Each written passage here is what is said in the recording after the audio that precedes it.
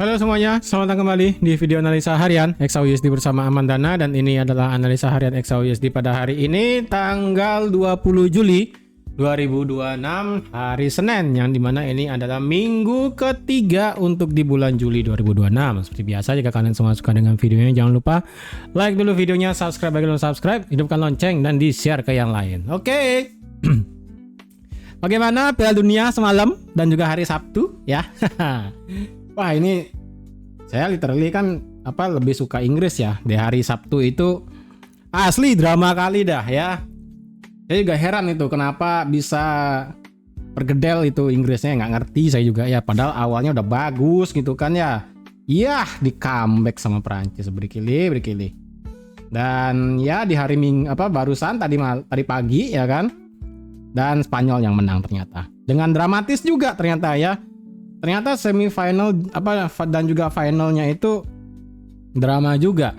Inggris Prancis drama juga ya kan dengan golnya, kemudian Argentina Spanyol juga drama dengan di menit-menit terakhirnya. Bayangin tuh. Wah, itu emang drama sih, luar biasa. Lumayan lah dramanya akhir pekan Piala Dunia finalnya itu ya. Ya, walaupun ya jadi siapapun yang mendukung Spanyol selamat ya, entah di sini banyak yang mendukung Spanyol atau enggak. Cuman sekali lagi Argentina kayaknya bakal merasa lumayan sih, karena jujur teman saya juga banyak yang mendukung Argentina soalnya. Ya, oke. Untuk hari ini XAUUSD-nya bagaimana? Ini termezzo sedikit masalah Piala Dunia ya. Oke. Untuk minggu ini sebenarnya dengan kejadian Piala Dunia kemarin dan juga apa yang terjadi di Timur Tengah itu sebenarnya sangat luar biasa, masif eskalasinya boleh saya bilang sih. Ya.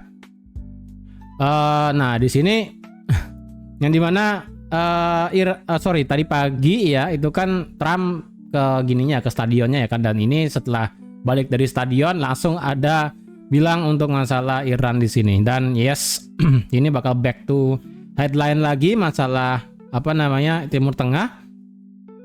Kalau saya bilang ini Timur Tengah lumayan eskalasinya lumayan kencang sih. Dengan berita terbaru adalah ada dua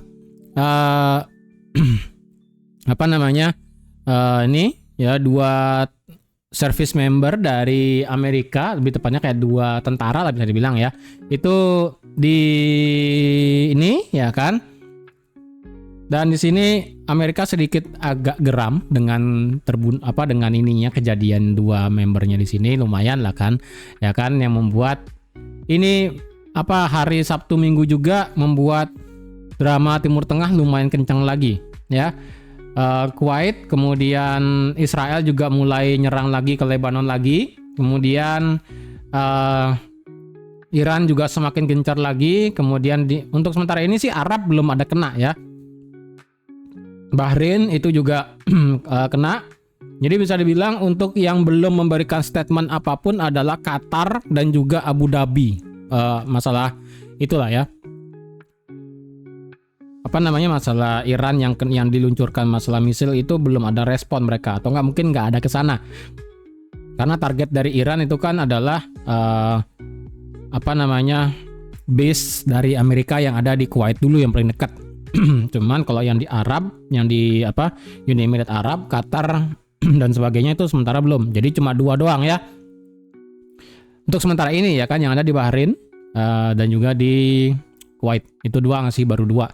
Cuman selanjutnya sih nggak tahu nih, kalau misalnya masih gencar, masih memanas lagi dan ya menurut saya ini lumayan gencar panas sih, bisa saya bilang. Kemarin itu lumayan gencar panas. Dan hari ini sebenarnya sih kita dibuka dengan gap yang lumayan gede ya untuk hari ini. Jadi kalau kalian ini juga untuk pertama kalinya di FXCM ini ada gapnya sih. Biasanya kan FXCM itu tidak ada gap ya. Tumben banget ini FXCM ada gap. Biasanya kan kalau tidak ada gap itu marketnya lebih kayak kejadian di sini ya kan tuh.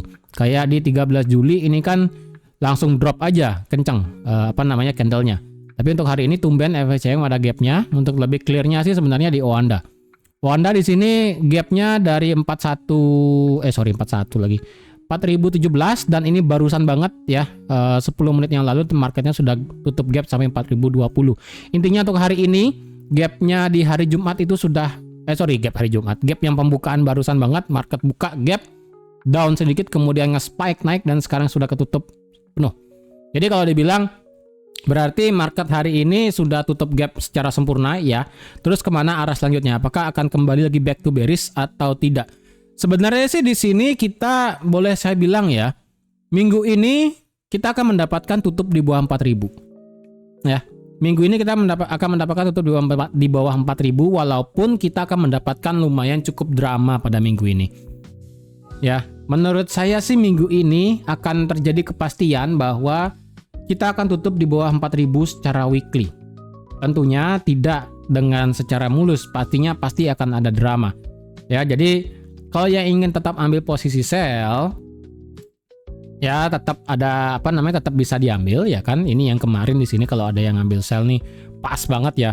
Masuk ke BPR, AFJ, wah semuanya masuk, drop, masuk lagi, drop lagi ke bawah, kencang. Di sini kencang sekali ya di jam 8 di sini, dan kemudian dia marketnya mental naik. Kemungkinan sih ya bisa saya bilang untuk di minggu ini kita akan mendapatkan yang namanya penutupan di bawah 4.000. Jadi inilah yang bisa saya bilang hati-hati ya ketika market itu mendekati level 4.000. Well, ya udah, berarti secara weekly di sini ya boleh saya bilang untuk sekarang penutupan weekly di minggu lalu itu belum ada tutup di bawah yang namanya 4.000 ya.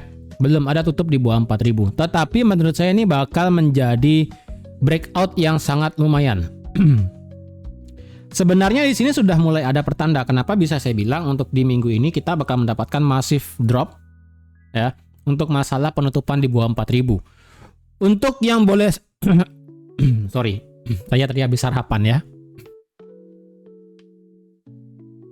Oke, kenapa bisa saya bilang tadi untuk masalah minggu ini bisa lumayan ya bakal tutup di bawah 4.000. Sebenarnya di sini bisa kalian lihat masalah ini, saya hapus dulu ya sebentar. Bentar banget ya, ini banyak banget ini area yang ya ini saya hapus dulu, nggak usah lah ya. Ya ini saya geser ya lah ya. Oke, kenapa saya bisa bilang seperti itu? Well, kalian bisa lihat sendiri, seperti yang sudah saya infokan berulang kali bahwa market itu masih kejebak di dalam range tanggal 8 Juni 2026. Minggu awal Juni 2026. Ya minggu kedua lah ya, bukan minggu pertama. Minggu kedua di bulan Juni 2026. Jadi range sebenarnya untuk dari segi candle weekly selama 1, 2, 3, 4, 5 minggu kemarin itu adalah sebesar ini. Oke, sebesar ini adalah range dari minggu lalu. 5 minggu yang lalu. Sampai akhirnya minggu kemarin tanggal 13 Juli, market itu tutup di bawah, bisa dibilang kayak inside bar ataupun apalah bahasanya ya. Intinya di dalam range-nya di sini yang ada di harga 4.023. Jadi di hari Jumat itu market tutup di 4.013. Ya, berarti ini bisa dibilang bahwa yes, ini marketnya sudah sudah close di bawah range pada saat minggu tanggal 8 Juni. Ini yang bisa saya bilang bahwa untuk minggu ini kita berpotensi besar untuk bisa tutup di bawah 4.000. Karena ketika dia bergerak di dalam range-nya, marketnya kan nyapu atas ya kan, disapu di atas kemudian drop sapu bawah. Ketika dia menyapu bawah, dia disapu lagi sekali ke bawah, dan di minggu tanggal 6 Juli disapu lagi sekali. Jadi bayangin, bagian bawahnya ini di harga 4.023 secara weekly itu sudah dites sebanyak 3 kali sampai akhirnya di minggu keempat, di tes candle yang keempat, ini marketnya tutup di bawah 4.023. Ini sebenarnya yang sudah saya bisa bilang bakal menjadi indikasi bahwa yes, kemungkinan besar kita akan mendapatkan harga tutup di bawah 4.000 pada minggu ini. Ya, ini sebenarnya sudah menjadi sinyal awal sih. Ini sudah menjadi trigger awal bahwa ini harga drop di bawah 4.000 akan menjadi sangat luar biasa besar. Ya, jadi ingat 4.000 ini tetap akan menjadi harga yang tidak bisa ditawar, tidak bisa pakai koma, tidak bisa pakai apapun. 4.000 pas, $4.000 per troy ounce secara weekly. Ya, jadi kalau kalian ingin tetap ambil sell nggak masalah, atau kalian mau tunggu ini supaya pasti close di bawah 4.000 baru kalian bisa ambil sell juga tidak menjadi masalah. Ya. Oke, ingat sebenarnya ini sudah saya lihat, ini marketnya sudah tutup di bawah 4.023 selaku dari range sideways-nya. Ini tinggal melanjutkan penurunan aja sih. Ya, tapi ingat, dramanya selama 1 minggu ini kita tetap akan merasakan drama yang cukup lumayan. Ya, walaupun dari segi kalender ekonomi untuk dari minggu ini itu kita tidak mendapatkan berita USD yang sangat penting. Jadi untuk minggu ini USD-nya itu hanya cuma satu, yaitu di hari Kamis tentang masalah pengangguran mingguan seperti biasa. Ya, sisanya sih nggak ada. Sisanya ini di luar USD. Ya, jadi tentu aja untuk di minggu ini kita kemungkinan akan mendapatkan drama yang cukup lumayan. Tapi tentunya untuk sekarang biasnya akan masih tetap ke bawah. Dari segi weekly indicator mengatakan indikator stokastik ini sudah di bawah 20 dan ini bergerak landai ke bawah. Jadi kalian bayangin selama 2 minggu berturut-turut stokastiknya ini tetap di bawah 20. Yang slow 15, yang fast 13. Ini masih akan menjadi drop ke bawah. Dan dari segi RSI-nya juga masih stay di bawah 40. Ya, ini berarti secara weekly bias-nya adalah masih bearish. Oke? Kita sekarang ke daily. Daily kita cek indikator dulu sebentar. Indikator daily menandakan stokastiknya di sini kemarin dengan ada kenaikan yang cukup lumayan. Itu memberikan hampir ada nge-cross ke atas, ya kan? Tapi dari segi RSI-nya ini masih dia bergerak landai. Walaupun kalau kalian lihat sendiri dari segi RSI-nya ya, ini sebenarnya mulai sesuai dengan pergerakan chart-nya nih, yang dimana semakin lama semakin turun, semakin lemah dia kekuatannya.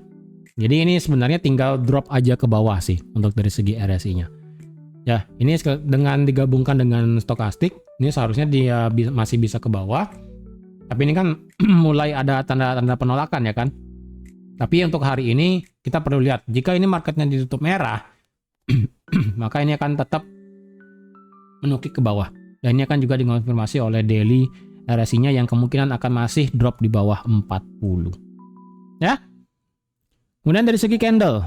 Oke, dari segi candle sendiri sebenarnya di sini ada sedikit bisa saya bilang cocok logi dengan kejadian tanggal Mei 2026 kemarin, ya.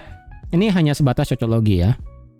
Yang dimana di sini adalah cocok loginya di sini, ya. Yang dimana dia ini drop seperti ngebuat divergent, dia naik, ngambil suatu area base-nya di sini, Fibonacci kena gitu kan, kemudian dia drop dan dia sideways di sini.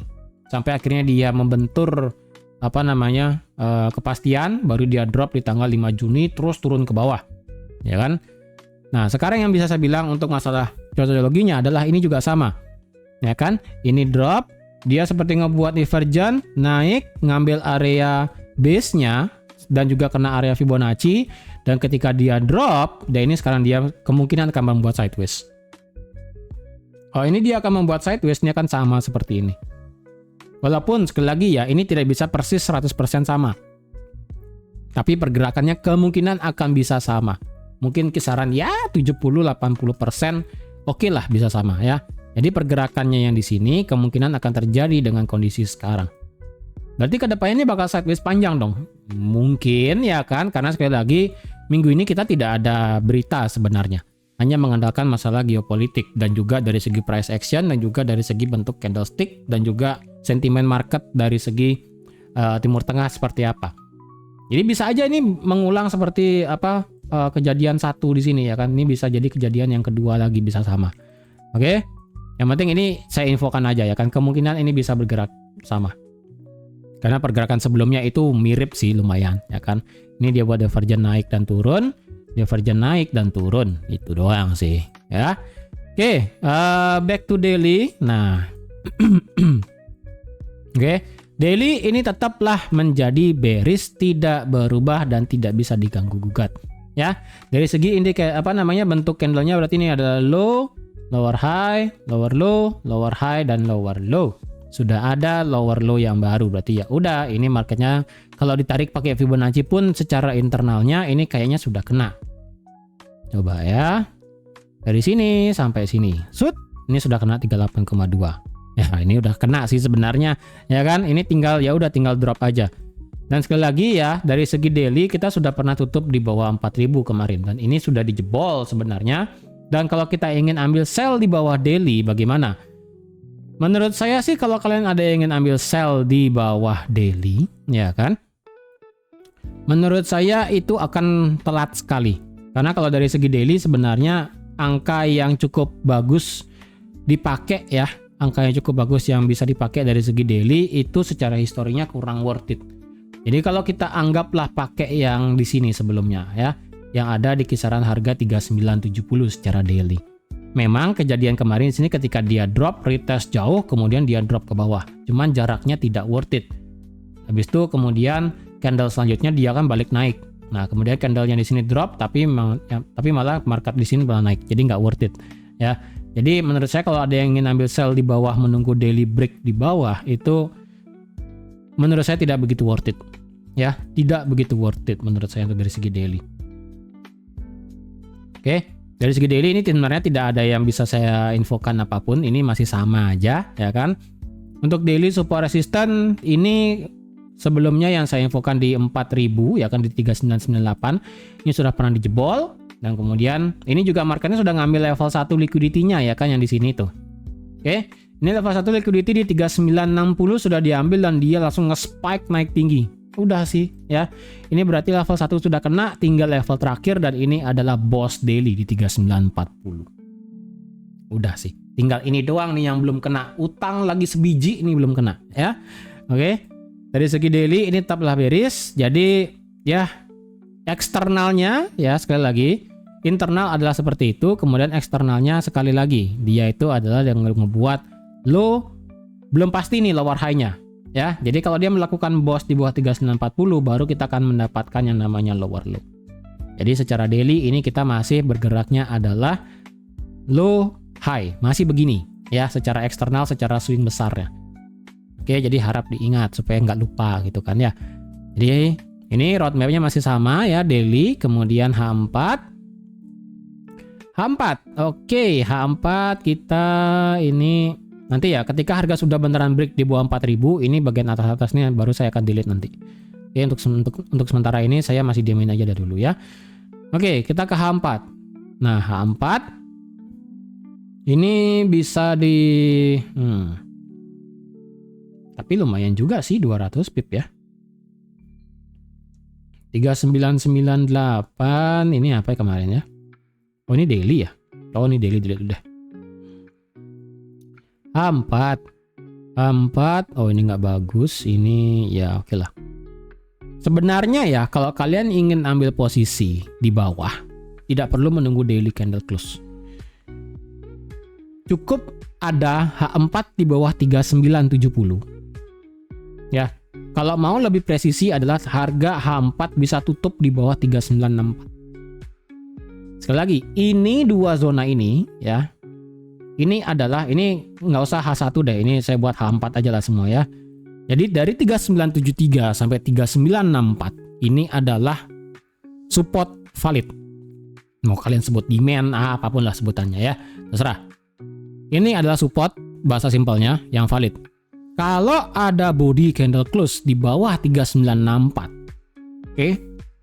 3964 atau enggak body candle close di bawah ini kan body candle close paling rendah ya kan, di 3969. Jadi kalau ada body candle close di bawah itu, maka itu akan bisa menyeret harga akan langsung ketemu 3940, bahkan bisa langsung ketemu area liquidity selanjutnya yang dimana ini juga adalah 1272 Fibonacci-nya sampai 3915 itu bisa keseret langsung.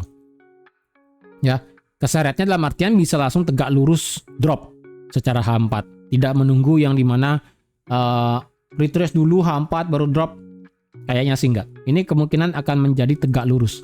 Sekalinya ini H4 begini ya kan bentukan candlenya, next H4 bisa langsung cus ke bawah 400-500 pip ya, mungkin sampai 3900 pas atau enggak mungkin di atas lagi sedikit, baru dia akan reject naik meninggalkan ekor. Nah di sana baru kalian bisa untuk kemungkinan bisa cari sell selanjutnya. Oke. Jadi kalau dia mau ambil sell, tunggu aja di bawah 3964 ini. Itu doang ya. Karena untuk di H4 jujur ya, untuk jangka panjangnya yang sangat besar, ini sebenarnya adalah descending triangle yang sangat gede sekali. Ya. Ini sebenarnya sudah pernah saya gambar. Ini saya buka aja lah sekarang ya. Kalau nih ya, nih. Ini sudah saya infokan di grup sebenarnya. Ini adalah descending triangle yang sangat luar biasa gede. Oke. Jadi kalau ini semisalnya drop di bawah 39 ini, ya kan 3962 ya, 3964 lah kisaran sana. Kalau dicari yang namanya 1:1 dari descending triangle. Dan kalau kita cari dari dia start di sini dari 4380 ya. Dari 4380 sampai di sini ketika dia beneran breakout 1:1-nya adalah kalian bisa lihat 3537. Ya, 3537. Ini kalau sangat yang namanya respect dari descending triangle yang sangat besar.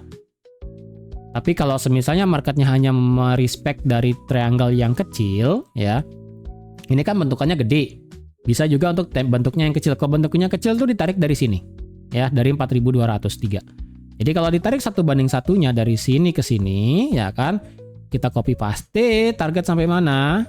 3700. Ada dua kemungkinannya berarti, ya.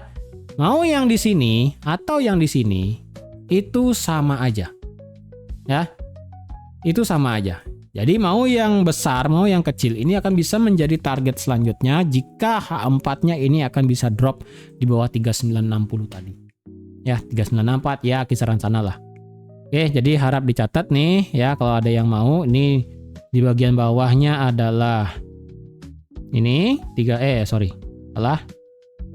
bagian bawah ini adalah 3537 atau enggak 3550 boleh. Atau enggak di sini adalah 3700 atau enggak 3720.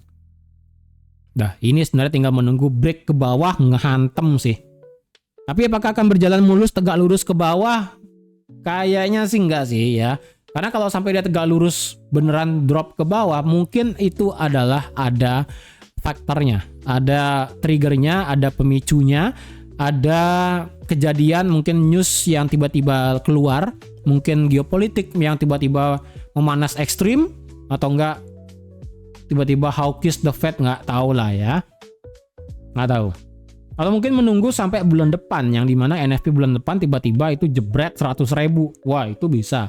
Tapi sekali lagi ini time frame-nya H4 ya, ini kan time frame H4, ini bisa yang namanya tidak mesti menunggu sampai bulan depan sih sebenarnya ya. Ini tinggal menunggu target-target di bawah aja sih.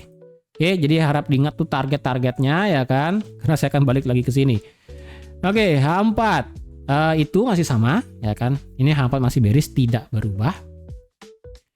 Hanya saja di sini ada satu perlakuan khusus ya. H4 eksternal sebenarnya sama kayak daily tadi. Oke, yang dimana ini ada dia ngebuat low, lower high, lower low, lower high, lower low. Simple, ya simple as that. Ya, tapi internalnya sekarang sedikit berbeda. Kenapa saya katakan sedikit berbeda dari segi time frame H4? Internalnya di sini adalah yang saya lakukan adalah per satu candlenya. Why? Ya kalian lihat sendiri dari segi satu candlenya. Oke. Dari sini high, dia ngebuat low paling rendah, kemudian di reject naik, ya kan? Kemudian dia ngebuat low, dari sini dia di reject naik, ngebuat high. Dari sini dia ngebuat low lebih rendah, kemudian dia ngebuat high lebih tinggi. Berarti di sini ada satu high yang di sweep red. Nah, internalnya di sini nanti kita akan lihat di time frame H1. Ini berarti kemungkinannya adalah inducement-nya. Jadi internal H4 kalau semisalnya ingin melakukan beneran breakthrough ke bawah, ini akan menjadi break of structure. Ya, ini ada satu high yang diambil nih. Oke, ingat ini per satu candlenya. Ingat ini dia drop di sini ya kan. Ini maksud saya per satu candle tuh begini ya. Drop di sini, close candle di sini, ya kan? Next candlenya dibuka di sini, dia ngebuat high paling tinggi. Kemudian dia drop. Next candlenya baru dia ada drop. Memang next candlenya ini dia ngebuat low yang lebih rendah daripada ini. Tapi kalau dilihat dari dia paling low di sini sampai high di sini itu jaraknya lumayan tinggi. Jadi itu bisa dipakai sebenarnya. Kalau mau lebih presisi banget per satu candle ya begini ceritanya nih. Ini kalau mau beneran satu candle nih, ya. Ini dia low, ya kan? Lower high, lower low, lower high, lower low, lower high, lower low, lower high, lower low, higher high, higher low, higher high, lower low, lower high, lower low, lower high, lower low. Karena tidak ada yang lebih rendah lagi, ya kan? Higher high. Tapi sebenarnya ini low-nya bisa digeser. Karena ini sudah pindah soalnya ya. Karena high paling tinggi kan di sini, tapi tidak ada ngebreak di atasnya. Tapi justru dia ada low lebih rendah. Jadi ini bisa digeser. Low di sini bisa geser ke sini, kemudian dia bergerak naik. Ini kalau mau lihat per satu candle itu begini. Tapi kan nggak perlulah terlalu spesifik ya kan. Bisa begini aja lah kalau mau ya. Low, lower high, lower low, lower high, lower low, higher high. Ini kemungkinan adalah adjustment yang diambil, baru dia akan bisa bergerak turun. Jadi ini H4 juga masih ketahan ya kan di 4030. Ini juga ada base-nya satu di sini ya kan. Sudah hit juga base-nya tuh. Ini perfect banget sih. Ya, ini base-nya perfect banget di hit kemarin malam pada saat mau penutupan. Hit 4024 dan drop sekarang. Ya udah sih, ini marketnya masih akan bisa lanjut melakukan penurunan. Indikator mengatakan H4 ya stokastik tinggal menukik ke bawah karena dari segi RSI-nya ini sudah sudah oke untuk lanjut ke bawah ya. Oke, kita ke H1 sekarang. Oke, H1 kalau dilihat ya. Nah, sebenarnya sih H1-nya ya. Dari segi H1 kan memang segede ini nih sebenarnya nih. Kan sebesar ini. Tapi kalau dari segi H4 kan segini. Ya sama aja sih sebenarnya ya. Sama aja sih sebenarnya ya. Oke, berarti H4-nya kan inducement diambil ya kan, inducement diambil. Tapi itu adalah kalau boleh dibilang adalah bullish. Mungkin lebih cocoknya di H1. Saya lebih cocok ngelihat ini bullish di H1. Why? Nah, ingat internal H4 itu adalah swing di H1. Ya. Internal H4 adalah swing H1. Berarti H1-nya adalah dia ngebuat low, lower high, lower low, lower high. High di sini dia ngebuat low, lower high, ya kan? Kemudian dia ngebuat lower low dan dia ngebuat higher high. Udah. H1-nya berarti apa? Ya H1-nya ini bullish karena H1-nya ini ngambil inducement H4 dan ini sebenarnya sudah terjadi change of character dari dia break di atas ini. Berarti ini ada conflicting atau ada konflik di time frame H1 dan H4? Yes. Tapi kalau boleh saya bilang ini lebih cocoknya adalah tetap dianggap bearish secara H4 ya. Kalau H1 kalian menganggap ini adalah bullish ya nggak menjadi masalah.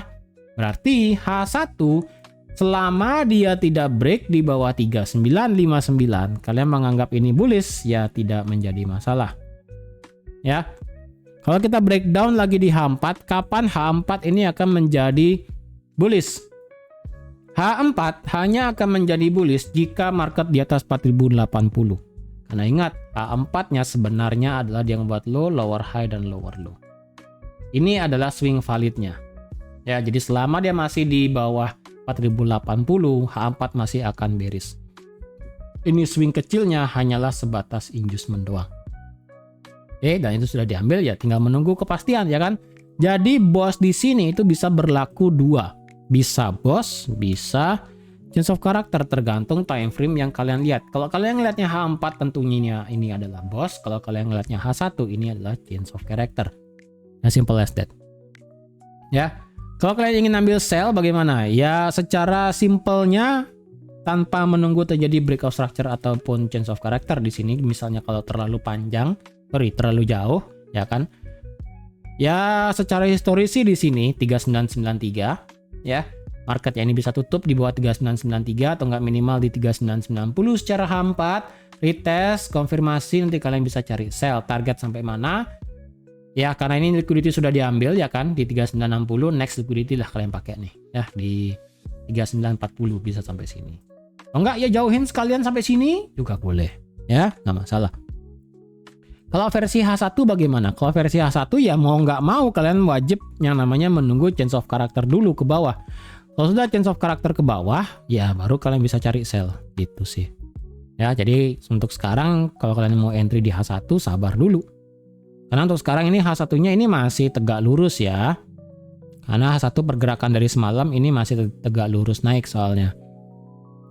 Walaupun dari segi ke hide dong. Walaupun dari segi time frame H1-nya ini ya pergerakan terbarunya ya. Dia ngebuat low, lower high, lower low, higher high, bentar ada semut tiba-tiba. Higher high, ini tinggal menunggu lower low. Nah, sebenarnya sih kalau mau menunggu ya versi H1-nya, kalau kalian mau menunggu banget ya, agak sedikit konflik dengan H4. Ya, kalian tunggu break of structure di sinilah. Low yang barusan tercipta tadi. Jadi pagi banget nih tercipta ya. Karena sekali lagi ini pergerakan terbaru itu adalah 15 menitnya. Nah, 15 menit seperti ini. 15 menitnya adalah dia ngebuat low, lower high, lower low. Ya, sedikit higher high ya kan. Kemudian dia ngebuat lower low jauh nih. Wih, jauh ke bawah. Kemudian dia ngebuat higher high. Ini tinggal menunggu ke bawah sebenarnya nih. Nah, baru akan terjadi change of character. Udah. Jadi kalau dilihat ini 15 menitnya sekarang lebih bisa dibilang bearish atau bullish. 15 menit nih boleh saya bilang adalah bullish sih sebenarnya. Ya. Kalau saya breakdown lagi sampai 5 menit, 5 menitnya bearish. Kenapa? Ya ini 5 menit ya. 5 menit adalah bearish. Wah, ya udah dari sini ya kan. Dia ngebuat high, dia ngebuat low, dia ngebuat high, dia ngebuat low. Udah. 5 menitnya ini adalah bearish. Jadi kalau sampai breakdown 5 menit, berarti hanya 2 time frame doang yang ini bullish. Jadi kalau mau menunggu supaya biar dia inline semua bearish, minimal 15 menit adalah bearish, adalah tunggu di sini. Di bawah 3980. Kalian hajar sell, dan juga di sini ada yang namanya area base ya kan, area base atau enggak area demand lah sebutannya, order block apapun sebutannya ya kan. Jadi kalau dia break di bawah 3980 terjadi change of character 15 menit, H1 break of structure, tunggu dia masuk ke order block lagi di sini, retest, salah bentuk. Tunggu di bawah di sini ya kan, body candle close tapi dia masuk ke order block, nanti tunggu dia mantul, terjadi retest di sini, konfirmasi, kalian bisa cari sell dengan target sampai yang sama yang dengan di H4, mau sampai boss daily di 3940 atau sampai 3920, udahlah. Bebas, ya kan? Kalian mau mengikuti yang di H4 atau menunggu di H1 atau nunggu di 15 menit. Ya, itu bebas, ya kan? Ini bisa mana aja kok. Ya, itu bisa di ini 15 menit berarti ya. Oke, ini 15 menit.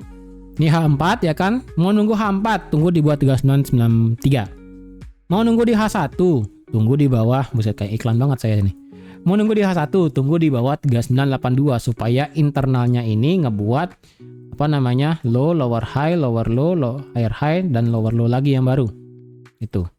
Mau nunggu di 15 menit, ya udah tunggu di sini. Tunggu dia drop, kena OB-nya, retest, kembalikan, kalian cari sell. Kenapa tetap cari sell? Ya masa ini tetap masih time frame-nya masih bearish, itu doang sih. Ya apalagi dengan gejala geopolitiknya yang masih sangat luar biasa ekstrim. Ya nggak tahu kalau tiba-tiba di sini beliau Ramadan ngomong lagi ya kan, atau enggak eskalasi apapun itu kan ya. Walaupun ini dibilang barusan nih ya. US remain open to diplomatic resolution in Iran. Ya, secara Amerika sih masih menginginkan yang namanya negosiasi secara diplomatik. Cuman nggak tahu Iran dan Irak dan juga Israel dan Lebanon bakal bagaimana gitu kan ya. Karena sekali lagi Selat Hormuz itu masih ditutup kalau nggak salah ya kan. Jadi ini kemungkinan akan masih berpengaruh terhadap dengan yang namanya harga minyak dan juga harga dolar, yang dimana yieldnya itu akan naik. Jadi ya ini ya tekanan dari gold ini yang ngebuat ya udah ini tidak worth it untuk bisa di buy sebenarnya ya, tidak sangat worth it. Jadi lebih baik kalau mau cari sell ya silahkan, atau kalau mau cari sell sekarang mau gimana? Kalau mau cari sell sekarang ya resikonya stop loss di atas 4030, itu doang sih ya, itu doang ya, itu doang problemnya. Atau enggak di atas ini, di atas 4020 boleh. Cuma kalau ditanya saya ingin sell di mana, saya lebih baik sellnya itu di bawah 3980 sih, seperti 15 menit dan juga secara H1. Itu sih. Walaupun telat, yang penting ya udah worth it gitu loh. Kayak begini. Drop, retest, nanti cari sell, wih, ke bawah sampai 3.900 juga nggak masalah.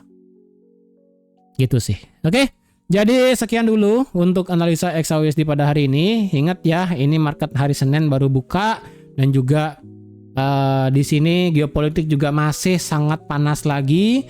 Dan kalau dilihat juga untuk sekarang harga minyak ini lumayan naik sampai di atas 80 ya kan, ini sudah nutup gap secara total dari segi daily-nya sudah ditutup gap. Jadi hati-hati. Market memang sudah nutup gap dari segi minyak. Cuman target dari segi minyak di sini secara teknikal itu belum kena. Jadi kalau misalnya marketnya akan masih membanting XAUUSD ke bawah dengan masalah geopolitiknya, jadi lebih prefer kita masih bisa menghadap ke bawah lagi. Target tadi sudah saya bilang untuk masalah descending triangle kalian bisa catat, atau enggak kalian mau pakai di sini target-target yang sudah saya buat. 39 di sini liquidity, daily di sini 3882 ya kan, atau enggak di sini target saya. Banyak lagi di bawah tuh kan 3800, 3770, kemudian sampai paling bawah 3609, sampai paling bawah lagi 3,5, itu sudah pernah saya bahas sebelumnya. Oke, sekian dulu untuk hari ini. Terima kasih sudah menonton video sampai habis. Terima kasih juga sudah like, share, dan subscribe seperti biasa. Dan sampai jumpa lagi di analisa harian XAUUSD selanjutnya. Bye-bye.